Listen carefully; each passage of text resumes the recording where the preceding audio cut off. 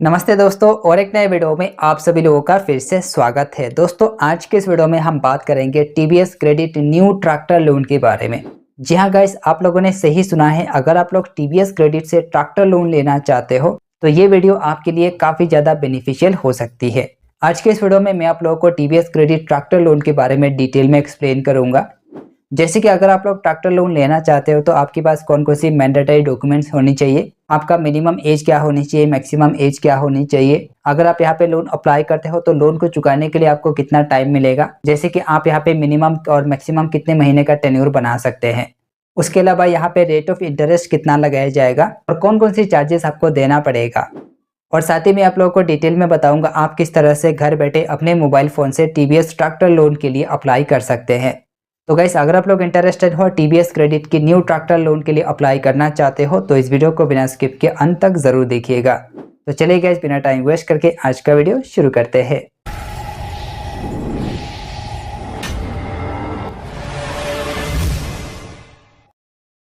Friends, अभी हम आ गए अपने स्क्रीन पे और यहाँ पे सबसे पहले हम बात करते हैं TVS credit new tractor loan के क्या क्या फीचर और बेनिफिट देखने को मिलता है। उसके बाद हम बात करेंगे रेट ऑफ इंटरेस्ट के बारे में, हम बात करेंगे रिटर्न चार्जेस के बारे में, उसके बाद हम बात करेंगे डॉक्यूमेंटेशन के बारे में, कैसे अप्लाई करना है उसका प्रोसेस के बारे में बात करेंगे, और उसके बाद एक बार कैलकुलेट करके देखेंगे कि आपका एस्टिमेटेड मंथली ईएमआई कितना बन सकता है और टोटल आपको कितना इंटरेस्ट देना पड़ेगा और कितना आपको यहाँ पे टोटल अमाउंट पे करना पड़ेगा। तो फीचर्स में आपको एक चीज देखने को मिलता है। सबसे पहले यहाँ पे लिखा हुआ है हैसल फ्री डॉक्यूमेंटेशन। तो जो भी यहाँ पे ट्रैक्टर लोन की पेपर वर्क होने वाला है ये बहुत ही सिंपल होने वाला है और बहुत ही कम डॉक्यूमेंटेशन में आपका लोन यहाँ पे अप्रूव हो सकता है। दूसरा चीज यहाँ पे लिखा हुआ है अप टू 90% फंडिंग, यानी कि जो भी आपका ट्रैक्टर का प्राइस होगा उसका 90% तक आपको यहाँ पे लोन वगैरह मिल सकता है। यहाँ पे लिखा हुआ है अप टू 90%, यानी कि 90% ही मिल जाएगा ऐसा नहीं है। तो यहाँ पे आपको 80% भी मिल सकता है, 85% भी मिल सकता है। तो जो भी मिलता है उसका जितना भी रिमेनिंग अमाउंट होगा वो आपको एज डाउन पेमेंट देना पड़ सकता है। अगला चीज़ यहाँ पे देखने को मिलता है स्पीडी लोन प्रोसेसिंग।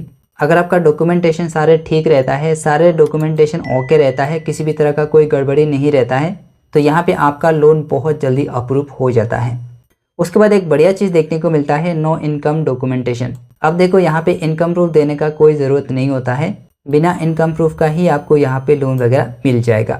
चलिए अभी हम बात करते हैं चार्जेस के बारे में। ट्रैक्टर लोन आप लेंगे तो आपको यहाँ पे कौन कौन सी चार्जेस देना पड़ सकता है। देखो, सबसे पहले यहाँ पे लिखा हुआ है प्रोसेसिंग फी, जो कि रहने वाली है आपका यहाँ पे अप टू 10%।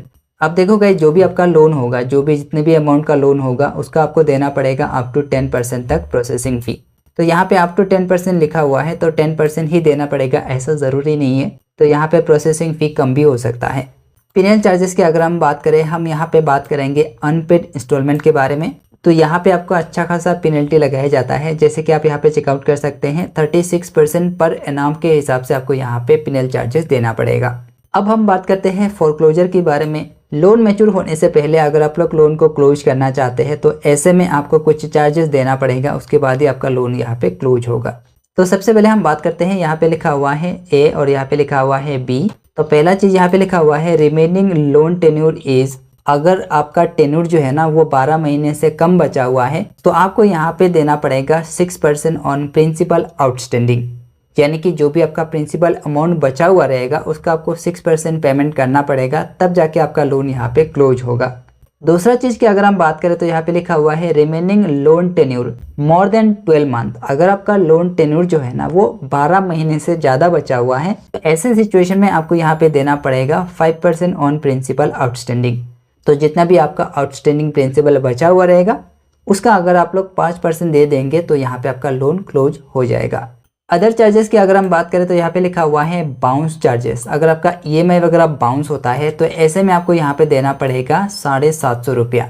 उसके अलावा डुप्लीकेट एनओसी हो गया, एनओसी या फिर नो ड्यू सर्टिफिकेट हो गया, वो अगर आप लोग लेना चाहते हो तो आपको यहाँ पे देना पड़ेगा 500 रुपया। देखो, लोन खत्म होने के बाद जो पहला एनओसी आपको मिल जाता है, उसके अलावा अगर आप लोग यहाँ पे दोबारा एनओसी लेना चाहते हो तो उसके लिए आपको देना पड़ेगा यहाँ पे 500 रुपया।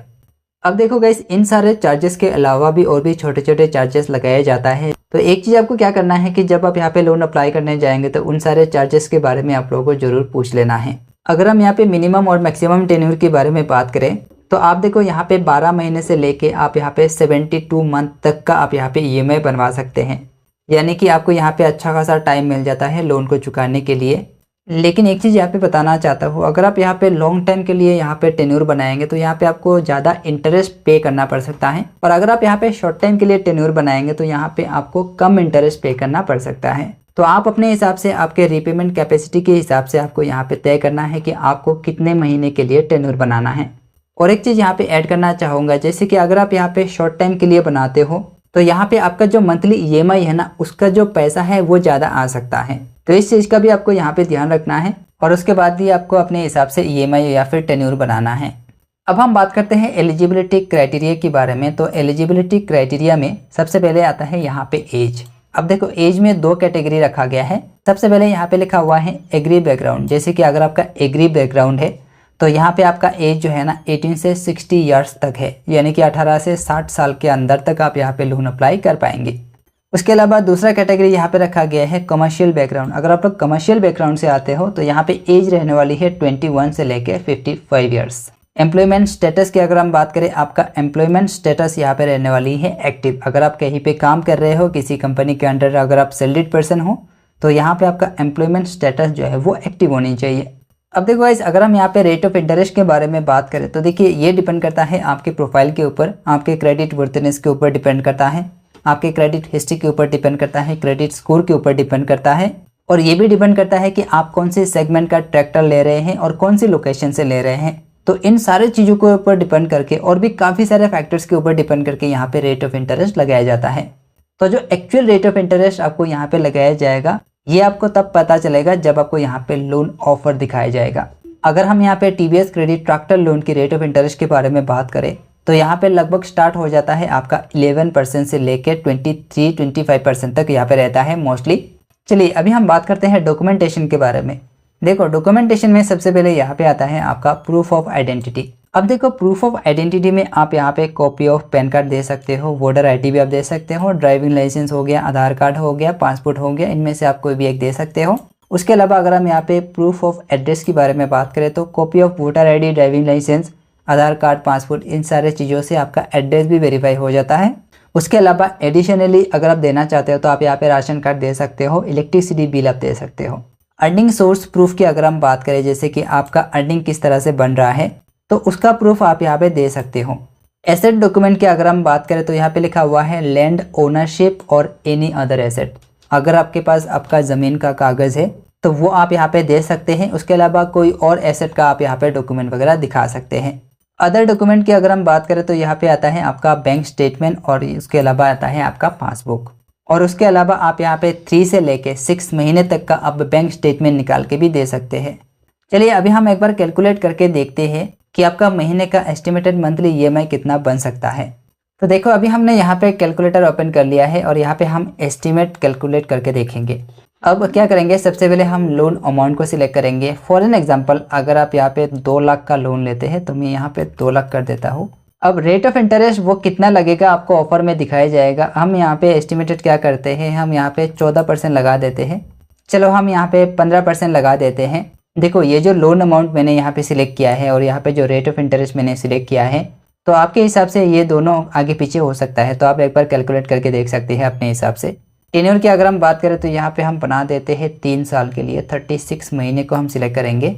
तो देखो अगर आप यहाँ पे 2 लाख का लोन लेते हो और यहाँ पे अगर आपको यहाँ पे रेट ऑफ इंटरेस्ट लगाया जाता है 15% और टेन्योर अगर आप यहाँ पे 36 महीने का रखते हो यानी कि 3 साल का, तो आपका मंथली ईएमआई कितना बनता है मैं आप लोगों को अभी दिखाता हूँ। तो यहाँ पे आप चेकआउट कर सकते हैं। आपका मंथली लोन ईएमआई जो आपका ईएमआई आता है वो आएगा आपका 6,933 रुपीज़। प्रिंसिपल अमाउंट की अगर हम बात करें, हमने यहाँ पे 2 लाख को सिलेक्ट किया है और टोटल इंटरेस्ट आप यहाँ पे कितना पे करेंगे 49,590 रुपीज़। और टोटल आप कितना करेंगे, रीपेमेंट टोटल कितना करेंगे सारे चीज़ों को लेके, तो यहाँ पे लिखा हुआ है टोटल अमाउंट पेएबल, तो यहाँ पे लिखा हुआ है 2,49,590 रुपीज़। तो ये मैंने आप लोगों को एस्टिमेटेड कैलकुलेट करके दिखाया है। ये सारे चीज़ें आगे पीछे हो सकता है। चलिए अभी हम बात करते हैं अप्लाई करने की प्रोसेस के बारे में। तो देखो अप्लाई करने का जो डायरेक्ट लिंक है वो मैं डाल दूंगा टेलीग्राम पे। अगर आप लोगों ने अभी तक टेलीग्राम ज्वाइन नहीं किया है तो टेलीग्राम ज्वाइन कर लीजिएगा। जितना भी इंपॉर्टेंट लिंक्स होती है वो मैं शेयर करता हूँ टेलीग्राम पे। देखो अगर हम यहाँ पे अप्लाई के बारे में बात करें तो जो लिंक आपको मिल जाएगा टेलीग्राम पे, वो लिंक जैसे आप यहाँ पे ओपन करेंगे आप चले आएंगे इस वाले ऑफिशियल पेज पे। यहाँ पे आने के बाद करना क्या है, थोड़ा सा नीचे आना है स्क्रॉल करके, यहाँ पे आपको फॉर्म वगैरह दिख जाएगा, तो यहाँ पे आप चेकआउट कर सकते हैं। Fill up the form below for a quick loan, तो यहाँ पे फॉर्म वगैरह फिल करके आगे का प्रोसीड कंप्लीट करके आप यहाँ पे अप्लाई भी कर पाएंगे। सो आई होप आपको समझ में आ गया होगा। मैंने आप लोगों को TVS credit new tractor loan के बारे में डिटेल में बताया है। अगर आपके मन में किसी भी तरह का डाउट है, कुछ पूछना चाहते हो तो मुझे कमेंट कीजिए, मैं आप लोगों को रिप्लाई ज़रूर दूंगा। सो गाइस आज के लिए बस इतना ही, मिलते हैं अगले वीडियो में।